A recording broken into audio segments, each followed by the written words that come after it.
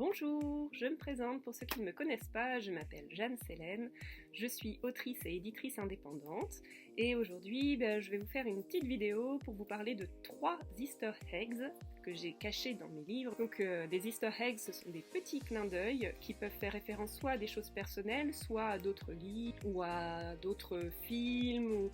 bref, ce sont des petits clins d'œil pour ceux qui peuvent les repérer, donc c'est pas forcément quelque chose que tout le monde va voir, mais certaines personnes peuvent se rendre compte qu'il y a des Easter eggs. Alors parfois, j'ai pu mettre des Easter eggs qui sont très personnels, donc j'ai pu mettre des choses qui vont être reconnues uniquement par les membres de ma famille. Parfois, ça va être des clins d'œil à d'autres séries littéraires, ce qui fait que n'importe qui peut les trouver. Et puis parfois, ce sont des choses qui sont personnelles et où, si je ne le dis pas, eh bien, ça peut être interprété de plein de manières différentes et personne ne peut être au courant finalement qu'il y a un petit clin d'œil caché dans mes livres, donc je vais vous en révéler 3. Je ne pense pas que ce soit des clins d'œil que vous puissiez découvrir tout seul, en l'occurrence, puisque ce sont des références qui sont quand même assez personnelles, donc peut-être, sauf peut-être celle qui va concerner Balade avec les astres. Donc je vous en dis un peu plus tout de suite. Donc le premier Easter egg concerne mon roman de fantasy Balade avec les astres. Donc c'est un roman que j'ai écrit il y a très longtemps, puisque c'était en 1999. J'étais alors lycéenne, j'étais encore concernée par le sujet dont je vais parler. C'est-à-dire que dans mon roman, à un moment, l'une de mes héroïnes, je ne vais pas dire laquelle parce que ça pourrait spoiler un peu pour ceux qui ne l'ont pas lu, mais ils vont peut-être la reconnaître, l'une de mes héroïnes va se retrouver à devoir porter une armure. Et en fait, on va avoir la description de ce qu'elle ressent en fait vis-à-vis de cette armure, de ce que ça peut donner comme impression d'emprisonnement, les douleurs qu'elle va pouvoir ressentir aussi parce qu'il va y avoir des frottements, etc. Et puis aussi au fur et à mesure, à force de la porter, il va y avoir comme un manque qui va être décrit de cette armure quand elle ne la porte pas. Et en fait, ça fait référence à quelque chose que j'ai vécu lorsque j'étais adolescente, toute mon adolescence, c'est-à-dire que entre mes 12 ans et mes 18 ans, en fait, j'ai porté un corset orthopédique pour mon dos, donc un corset médical. C'était un corset en sorte de plastique qui prenait tout mon torse pour la journée, ça prenait tout le bas en fait, toutes les lombaires. Et la nuit, j'en avais un qui montait jusque-là à peu près. Du coup, ce que je décris en fait de mon héroïne vis-à-vis de ses douleurs, le sentiment d'enfermement que ça représente, etc. En fait, j'ai transposé tout ce que j'ai pu ressentir moi en tant qu'adolescente quand j'ai dû porter ce corset. Alors, je parle pas de tout l'aspect social qu'il y avait avec ça, parce qu'il y avait aussi le fait d'être Robocop, la fille qui quand il se baisse, elle fait un truc bizarre dans le dos, enfin bref. Je parle pas de tout cet aspect-là parce que ça n'aurait pas grand-chose à faire avec le port d'une armure. Mais voilà, je parle de tout l'aspect enfermement et douleur qu'il peut y avoir quand on est contraint au niveau du corps à porter quelque chose qui va nous serrer comme ça.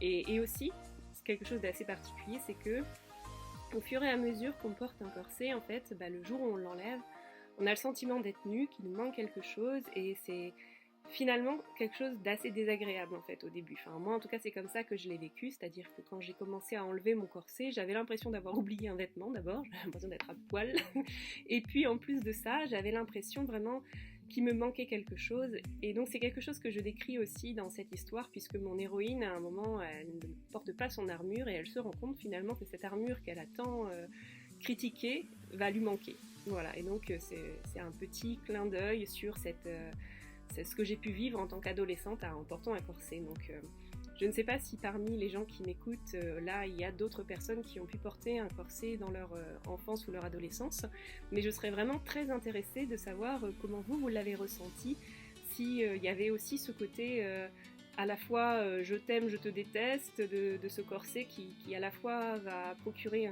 une sensation de bien-être, à tel point que quand j'ai arrêté de le porter, je portais beaucoup de vêtements très corsetés parce que ça me provoquait quelque chose d'agréable en fait. Et puis à la fois ce je te déteste parce que ça m'a provoqué des coupures, des brûlures, des infections, enfin j'avais des plaies ouvertes sous certaines parties du corps, etc. Donc c'était aussi quelque chose de très désagréable.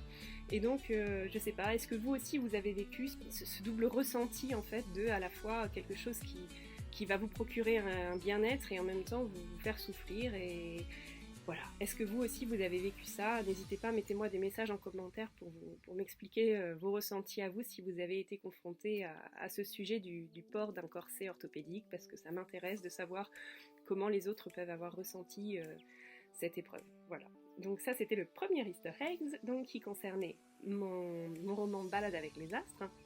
Maintenant je vais vous parler d'un autre qui est caché dans La route des chiffonniers. Alors La route des chiffonniers, ce n'est pas un roman imaginaire de fantasy ni quoi que ce soit, c'est un roman contemporain. En fait, mon héroïne, elle s'appelle Amélie et elle est en plein burn-out et sa famille va lui offrir une randonnée sur un sentier de Normandie où elle va se retrouver avec un âne pour porter ses bagages. Et elle n'avait pas du tout envie d'y être, hein. Autant vous dire qu'elle elle était en plein burn-out, donc elle avait juste envie de plus rien faire, etc. Mais par obligation, elle fait cette randonnée. Et donc elle se retrouve sur un sentier avec un âne pour porter ses bagages à marcher plusieurs jours. Alors, cette situation, elle est en grande partie tirée d'expériences vécues pour moi, puisque j'ai pratiqué pendant très longtemps la randonnée et le voyage à cheval, et j'ai également pratiqué la marche à pied avec un cheval de bas. Donc c'était ma petite Line qui s'occupait des bagages, je vous mettrai une photo d'elle, vous allez voir, elle est géniale ma petite Line. Donc petite Line, c'est une jument de petite taille, donc on appelle ça un poney, mais en fait il n'y a aucune différence entre un poney et un cheval, hein. C'est une histoire arbitraire de taille. En dessous d'une certaine taille, t'es poney, au-dessus d'une certaine taille, t'es cheval. Mais à part ça, il n'y a pas de grosse différence. Et donc ma petite ponette, elle m'a emmenée faire plein de choses. J'aurais aimé faire carrément le tour du monde à ses côtés, mais ça s'est pas fait. Et puis bon, maintenant, elle commence à être un peu âgée pour ce genre de délire. Mais en tout cas, on a parcouru beaucoup de kilomètres en France ensemble.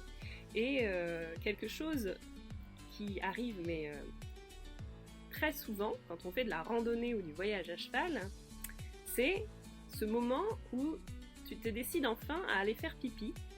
Donc notamment, j'ai souvenir d'une fois où je faisais une randonnée en Normandie, j'étais dans l'Orne, dans une forêt, il pleuvait à verse, on était toutes les deux là avec les caouets, les oreilles tombantes pour petite Line. Moi je marchais tant bien que mal avec mes chaussures qui étaient traversées de flotte tellement on n'en pouvait plus.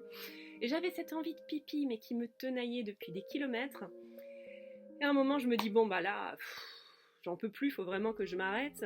Donc je m'arrête, je vais derrière un talus, affronter la pluie et me mettre les fesses à l'air. Et ça faisait donc depuis le matin qu'on randonnait sans avoir croisé âme qui vive, parce qu'il faisait vraiment un temps. Et là, au moment où je me déculotte, devinez ce qui arrive? Vous avez deviné, bien sûr, d'autres randonneurs, voilà. Et ben ça c'est un grand classique de randonnée, de voyage, c'est qu'au moment où tu te déculottes, tu peux être sûr qu'il y a quelqu'un qui débarque. Et ben c'est ce qui arrive à mon héroïne à un moment, pareil, elle se déculotte et c'est à ce moment-là qu'il y a des gens qui arrivent et qu'elle se renculotte vite fait. Alors moi pour la petite histoire, un jour, alors là c'était pas le même jour où il pleuvait, mais un jour comme ça pareil, il y a quelqu'un qui arrive, je me renculotte en vitesse. Et il y avait une fourmi rouge qui s'était installée dans mon pantalon d'équitation et donc qui s'est retrouvée collée à ma cuisse quand j'ai remonté le pantalon et qui donc me piquait. Et il y avait les gens qui arrivaient et j'étais là, fallait que je me redéculotte pour enlever cette fourmi. Enfin bref, c'était un moment absolument merveilleux parce que le voyage à cheval et la randonnée à cheval, c'est aussi ça, ces moments merveilleux où tu as une fourmi rouge dans ton pantalon. Ah là là, la joie. Donc voilà, dans La route des chiffonniers, Amélie vit une situation que j'ai vécue, c'est-à-dire qu'elle va faire pipi et forcément c'est à ce moment-là que quelqu'un débarque. Mais grand classique, hein. Alors si vous aimez les voyages à cheval, je vous conseille d'aller faire un petit tour sur ce qu'a pu publier ma collègue Isabelle Moreau-Cyr, qui a fait énormément de voyages à cheval, enfin beaucoup plus que moi, et elle en plus elle a fait ça dans d'autres pays et c'est super chouette, vous verrez, je vous mettrai les coordonnées, ça vaut le coup de voir un peu ça. Donc c'était ça pour mon deuxième Easter eggs. Et maintenant je vais vous raconter le troisième, alors qui est un peu moins drôle sur le fond, je suis désolée, j'aurais peut-être pas dû finir par celui-là. Celui du pipi était quand même plus sympa. Mais voilà, j'ai fait dans l'ordre d'écriture de mes ouvrages et donc là j'arrive sur Child Trip, qui est mon dernier roman publié pour adultes. Donc Child Trip, c'est l'histoire d'une jeune femme qui vit de manière très libre, elle est nomade, elle est attachée à rien de particulier, elle se contente de vivre en essayant de respecter ses convictions autour de l'écologie, etc. Ce qui va lui arriver à un moment, c'est qu'elle va se retrouver enceinte, mais bon, ça c'est plus l'histoire du roman, je vous en dis pas plus parce que qu'elle va choisir de faire, etc. C'est ce dont je parle dans le roman. Or, là, ce dont je voulais vous parler, c'était simplement du choix de son prénom. Cette femme, dans l'ouvrage, s'appelle Solange. Alors Solange, en fait, c'est un prénom qui a beaucoup d'importance dans ma famille, parce qu'en fait, c'était le prénom de la grande sœur de mon père, mais qu'il n'a jamais connue parce qu'elle est décédée quand elle avait 2 jours. Et ce décès, dans ma famille, a cristallisé tout un tas de choses et tout un tas de bazars qui font que ça a quelque part changé le destin de ma famille. Et cette petite fille qui s'appelle Solange, qui a jamais vraiment eu la chance de vivre, bah, j'avais envie de lui offrir une vie. Et je trouvais que c'était chouette de lui offrir une vie à travers un roman. Et donc c'est pour ça que j'ai appelé mon héroïne Solange. C'était pour lui donner une vie. Et en plus le fait d'avoir un livre qui allait parler de maternité, de choix en lien avec la maternité, c'était quelque chose pour moi d'important parce que ça relie à sa maman, donc Marie, c'était la maman de mon papa, qui a perdu cet enfant et qui en a énormément souffert, comme on peut le comprendre.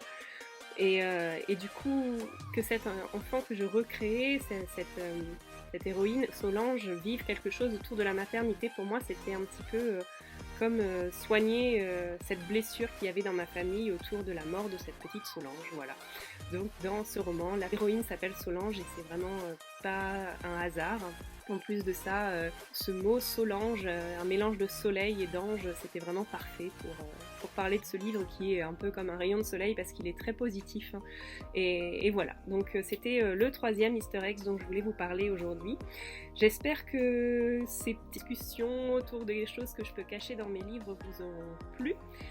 Si vous êtes lecteur de mes ouvrages et que vous avez une petite question à poser par rapport à quelque chose, par rapport à un détail, un choix que j'ai fait, peut-être un easter egg que vous avez pu voir dans mes livres, bah, n'hésitez pas à m'en parler, vous mettez un petit mot en commentaire, que ce soit sur YouTube ou sur Instagram en fonction de où je poste. Et puis je me ferai un grand plaisir de répondre à vos questions, ou bien directement en commentaire, ou bien avec une vidéo si ça peut être sympa et intéressant de le faire. Voilà, bah sur ce, je vous laisse, je vous dis à une prochaine, et puis passez une bonne semaine, ciao!